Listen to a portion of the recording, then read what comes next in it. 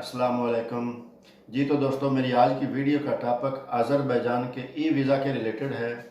बहुत दिन हो चुके हैं अज़रबैजान के ई वीज़े ऑफ हुए हुए और साल हो चुके हैं ऑलमोस्ट। तो बहुत से लोगों को ये डाउट है कि अज़रबैजान अब ई वीज़ा पाकिस्तानियों के लिए इंडियन, श्रीलंका, बांग्लादेश, नेपाल इनके लिए ओपन नहीं करेगा और वापस उसी तरफ जाएगा जैसे पहले हम स्टिकर वीज़ा लेकर आते थे। तो अब वैसा ही सिस्टम ये दोबारा होने वाला है।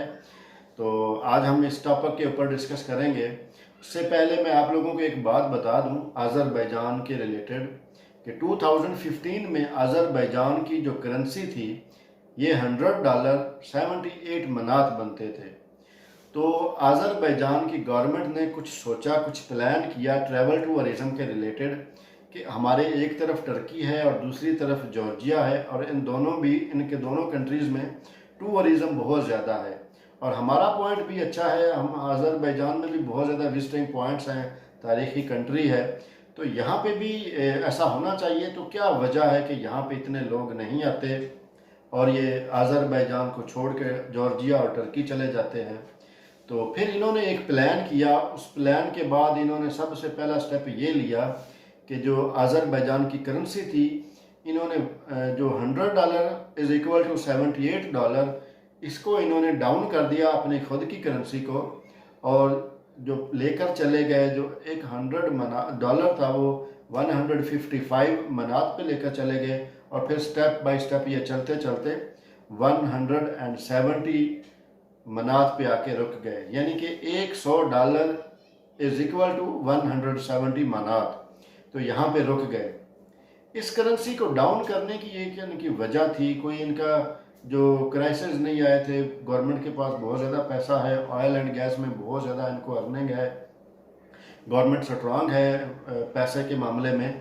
तो इन्होंने खुद से ही ये डाउन की ताकि जो जॉर्जिया और तुर्की में जो लोग आते हैं वो अज़रबैजान में भी आएँ।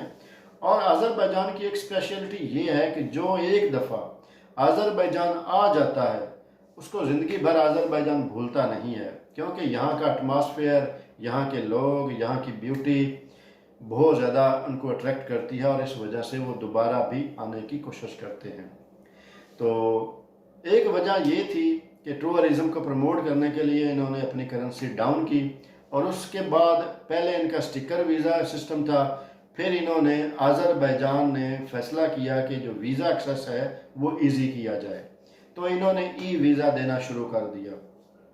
ई वीज़ा का भी सिस्टम इन्होंने ऐसे तरतीब दिया कि जो वीज़ा लेना चाहता है नॉर्मल दिन उनको 3 वर्किंग डेज दिए गए और अगर कोई बंदा चाहता है कि हमें अर्जेंट अज़रबैजान जाना है अज़रबैजान, तो वो तकरीबन within 3 hour visa apply करे और वीज़ा अप्लाई करने के बाद वो वीज़ा लेकर आ सके। विद इन 3 आवर उसको वीज़ा मिल जाता है और इसके लिए कोई बैंक स्टेटमेंट नहीं, कोई आपको ट्रैवल हिस्ट्री की ज़रूरत नहीं। जस्ट सादा आपने अपना पासपोर्ट स्कैन करना है और स्कैन करने के बाद आपका जो ऑनलाइन पेमेंट करने का सिस्टम है वो होना चाहिए और $24 में आपको 3 डेज़ वाला वीज़ा मिल जाएगा, जो 3 डेज़ प्रोसेस वाला। और अगर आपने अर्जेंट लेना है तो $55 में विद इन 3 आवर आपको वीज़ा मिल जाएगा। तो ये इन्होंने चीज़ें आसान कर दी और जिसकी वजह से अज़रबैजान में बहुत ज़्यादा टूरिज़म हो गई और उस टूरिज़म की वजह से जो अज़रबैजान की जो आवाम थी, जो जिनके पास कुछ काम नहीं था या उनको बेहतर आइडियाज़ बिज़नेस के मिले, इनकी सारी यानी जो वेली आवाम थी, जो वेली जनता थी, उनको ये काम मिलना शुरू हो गया। तो ये बड़ा अच्छा एक स्टेप हुआ। उसके बाद कुछ इसके नेगेटिव पहलू भी हुए, क्योंकि जब अज़रबैजान ने सोचा कि अगर कोई हमारे कंट्री में बिज़नेस के लिए आना चाहता है तो उनको भी फैसिलिटी दे दी गई। तो इसके कुछ नेगेटिव पहलू ये हुए कि जो अज़रबैजान में पाकिस्तानी, इंडियन, बांग्लादेशी एजेंट्स हैं वो एक्टिव हो गए और उनको जो इंसानों को लूटना ईजी हो गया कि हम आपको अज़रबैजान लेके जाएंगे, वहाँ से आपको यूरोप जाएंगे, अमेरिका, कनाडा जाएंगे। तो उन्होंने पैसे लूटना शुरू कर दिया और बहुत ज़्यादा ये केसेस पाकिस्तानी एम्बेसीज़ में, इंडियन एम्बेसी में ये रजिस्टर हुए और उसके बाद जो इनकी इमिग्रेशन ऑफिस है वहाँ पे भी रजिस्टर हुए और ये बढ़ते बढ़ते इस लेवल पे चले गया कि एक तो ये उन्होंने सोचा कि ये इतना जो पाकिस्तानी और इंडियन हैं ये पता नहीं क्या क्या करना शुरू कर रहे हैं। तो उन्होंने सोचना शुरू कर दिया कि इनको कंट्रोल कैसे किया जाए। तो उसके बाद फिर ये कोविड आ गया और कोविड में ऑटोमेटिकली वीज़े ऑफ हो गए। तो अब ये दोस्तों को ये लग रहा है कि ये जो वाला ई वीज़ा वाला सिस्टम है, इन्होंने बाकियों के लिए तकरीबन ऑलमोस्ट 50 to 60 इसके बीच में वीज़े खोल दिए हैं कंट्रीज़ के लिए, और पाकिस्तान इंडिया के लिए नहीं खोल रहे। तो उसकी रीज़न क्या है, उसकी वजूहात क्या है? उसकी वजूहात ये एजेंट हजरात भी हैं जो लोगों को लेकर आते थे। यहाँ पे बहुत ज़्यादा इमिग्रेशन में इनकी केसेस हो चुके हैं। तो एक ये भी है और एक कोविड का भी है। काफ़ी सारे इश्यूज हैं जिसके ऊपर आज़रबाईजान की गवर्नमेंट काम कर रही है, और वो एक सॉलिड प्लान तरतीब करना चाहते हैं कि ताकि पाकिस्तान, इंडिया, श्रीलंका, बांग्लादेश, नेपाल से जो लोग आएँ उनके साथ मिसहैप ना हो, उनके साथ कोई हेरा फेरी ना हो, ताकि जो बिज़नेस के लिए आना चाहते हैं वो उनका राइट जो इन्वेस्टमेंट है वो राइट पॉइंट पे इन्वेस्ट हो, ताकि उस बंदे को भी फ़ायदा हो और आज़रबाईजान की गवर्नमेंट को भी फ़ायदा हो। तो ये छोटे छोटे काफ़ी वजूहात हैं जिसका मैंने छोटा सा जिक्र किया है। तो ये मत सोचें कि आज़रबाईजान पाकिस्तान इंडिया के लिए वीज़े बंद करने जा रहा है, ये नहीं ओपन होंगे। वीज़े ओपन होने हैं, लेकिन इसकी एक मैंने डेट पहले भी दी थी, क्योंकि जो मेरे सोर्सेज हैं उनके लिहाज से जो मार्च 2022 में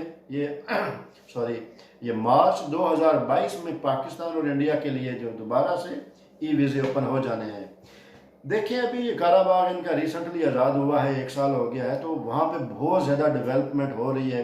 जो नए आने वाले लोग हैं उनको वो बहुत ज़्यादा अट्रैक्ट करेगा, क्योंकि इलाका बहुत अच्छा है। उसके अलावा ये जो डेवलपमेंट हो रही है बहुत ज़्यादा अच्छी हो रही है और धड़ाधड़ हो रही है। तो इसके लिए भी इनको टूरिज्म का जो सिस्टम है ये ओपन ही चाहिए। ज़ाहिर बात है जो इनका ये ओपन नहीं होगा तो पाकिस्तान और इंडिया से जितनी टूरिज्म इनकी कंट्री में होती है इतनी किसी कंट्री से नहीं आती। सॉरी। तो ये आप बिल्कुल भूल जाएं कि नहीं ओपन करेंगे। ओपन करेंगे 2022 मार्च में, और इंशाल्लाह फिर से जो टूरिज्म है वो फिर से उसी पीक पे जाएगा जो पहले था। तो बेफिक्र रहें, वीज़े लाजमी ओपन होंगे। ऐसा नहीं है कि वीज़े नहीं ओपन होने, वीज़े लाजमी ओपन होने हैं। ठीक है दोस्तों, दुआ में याद रखिएगा।